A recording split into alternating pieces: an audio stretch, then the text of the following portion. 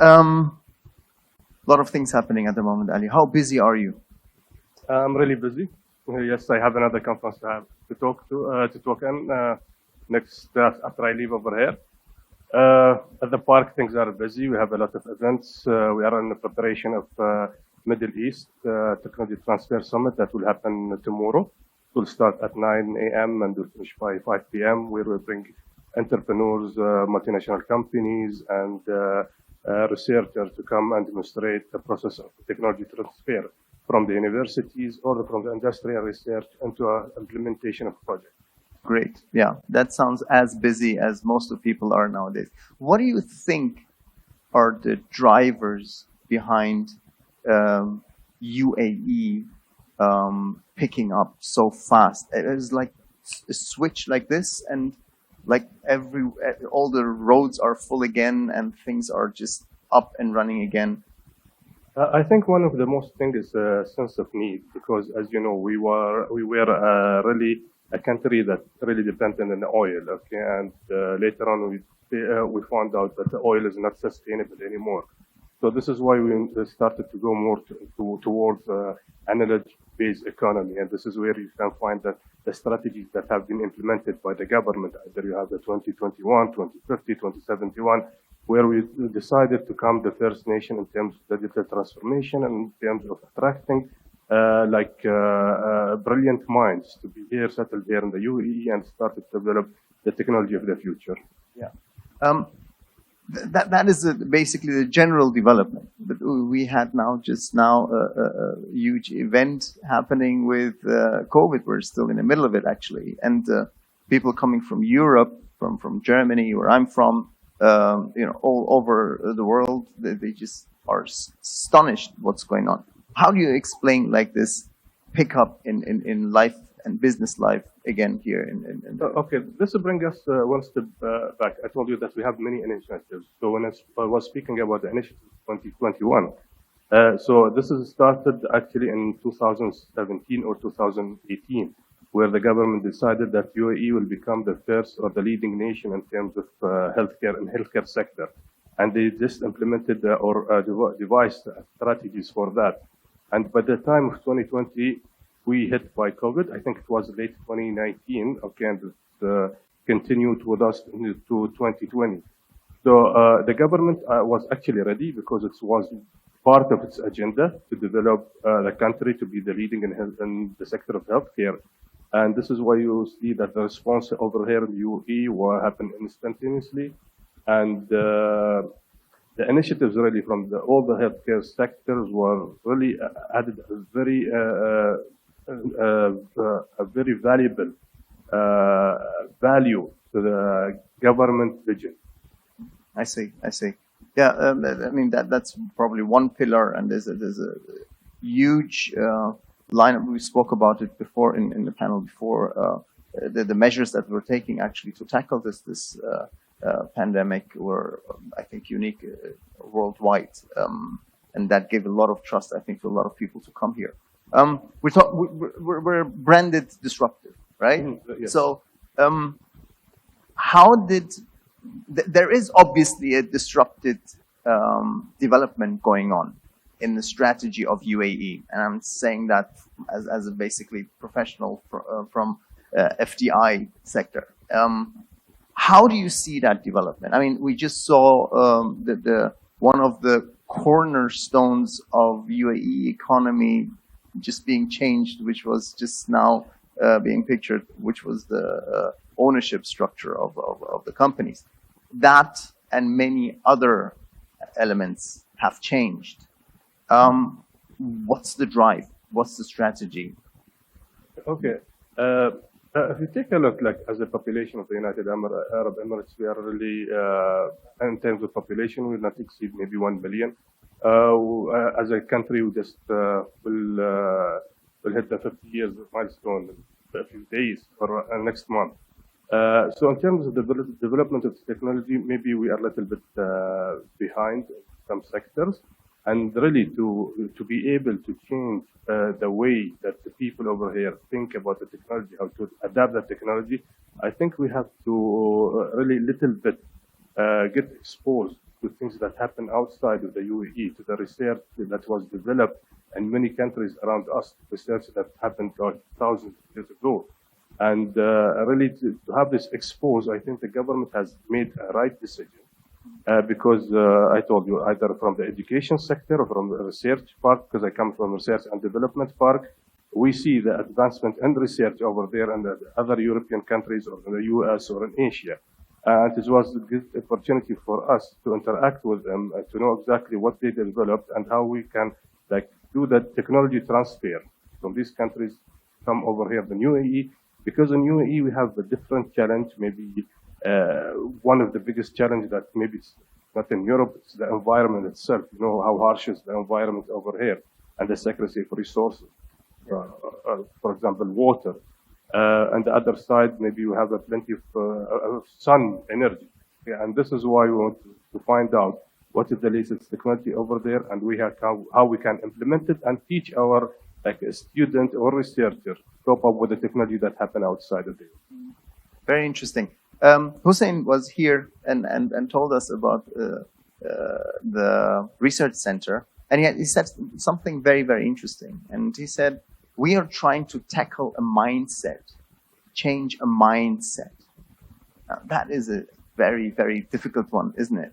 And how do you see that happening? And that actually, I think, leads us to a question of how things have changed in a traditional business, which has construction, housing, and all these kind of things as a cornerstone. Do you see that really happening, this change of mindset? If yes, do you have one or two examples? Yeah, I think the change in mindset is really happening because when we started with our project in 2016, we have a mandate to create a social impact in terms of really educating the citizen of the Emirates of Sharjah about the use of the technology in the future. As I told you, there is many challenges that we face right now, but from the things or the vision that we have of the strategy we implement in our part, we have like a weekly, what you call it, a webinar through our website, and you can access to it, register to it, where we educate people about the technology type of the companies, what is the latest technology in the field of robotics, AI. We do some programs with the school student in terms of programming. And we really want to show them the concept of the future smart city and how it could be implemented, and how we are from our side in the research park itself. What is the resources and what is the facilities that can help and support this initiative to change the mindset of the people over there, and to enable them to think a little bit different, because usually the mindset in the UAE, it's not entrepreneurship mindset. Usually people are here more being towards, okay, after I finish my school, my study in the university, okay, let me just get a secure job and work and just continue my life. No, the mindset should be changed. So I think there is a lot of opportunities, a lot of challenges that we will face in the future. And we need this brilliant minds to come all together to come up with new ideas and new projects to solve the problem or the challenges that we have. Absolutely. I couldn't agree more. I think it would have been great to have Tala also with us, because I think the Expo and the legacy of Expo is one of the best examples of how actually the mind changed, the mindset also in that particular state, like developing a whole area has totally changed. You mentioned that the citizens and well-being of them and sustainable living is in the center of everything, and all based on smart parts of the city. And that, again, feeds obviously to a research and development part like you running, because I'm sure a lot of that technology also comes from basically in-house or local. How much of that, what you guys are doing, is impacting already life here be it in Sharjah or in UAE? When we started, I told you in 2016, we focused on 6 areas. We started to focus more on the transportation and logistics, architecture design, digitalization, water technology, environmental technology. So after we start our operation, I think 2 years ago, we got many demand from international companies that they want to explore more about our park, because our park is really near the university city of Sharjah, where we have, as Mr. Hussein mentioned before, more than 22 universities and colleges over there with a lot of researchers around. We have 2,000 PhD students graduated from the university city itself. So for them, they find that this is like a resource for them, because it is better when you decided to go as a foreign company to a new city or a new country to come up or to investigate the opportunities over there. It is really nice to rely on the local resources over there. And I believe there is no better local resource than that you will find near us in the University of Sharjah. So one of the projects that we have over there is the transportation and logistics system, which is called USky. It's a SkyPod monorail system that that we have a trial now or experimenting in our park on a track of around 6 kilometers. It demonstrates sustainability and how the future transportation system will be. And I believe after we finish with this research project, the benefit of it will not only be for the Emirates of Sharjah itself, but also for the region, because we are tackling or we're developing our research to be suitable for the region that we are living in. Very interesting. Now, one very important question, and by the way, if you guys have any questions, please use the opportunity. Emiratization. We take a look at a broader, let's say, view in a region. We have the brothers in Saudi Arabia running their Saudiization. And I'm sure you hear a lot also from companies there who are really under pressure because the rules and regulations that have been put on them causes them a lot of trouble. And we're not talking only foreign companies, but also local companies. Here, Emiratization is, and also 16 years, has always been a topic. Do you see in the tech sector already movements that actually tackles this issue from a different perspective, meaning not regulating, saying you need to take that many, more than enabling young Emiratis to basically be more entrepreneurial and take part in the private sector, which is the key element of this strategy?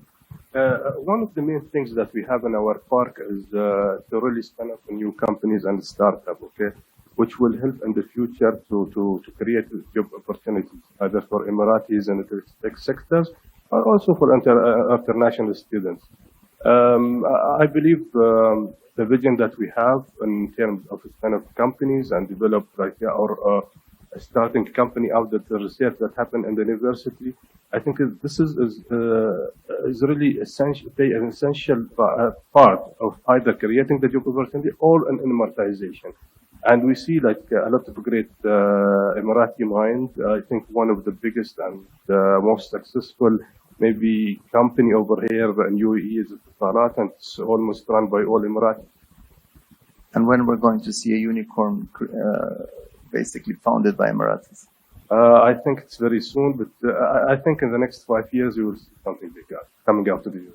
Looking forward to that. If there are no other questions, I think we stop at this point. Ali is still here and available for any further questions later on. Thank you. Thank you.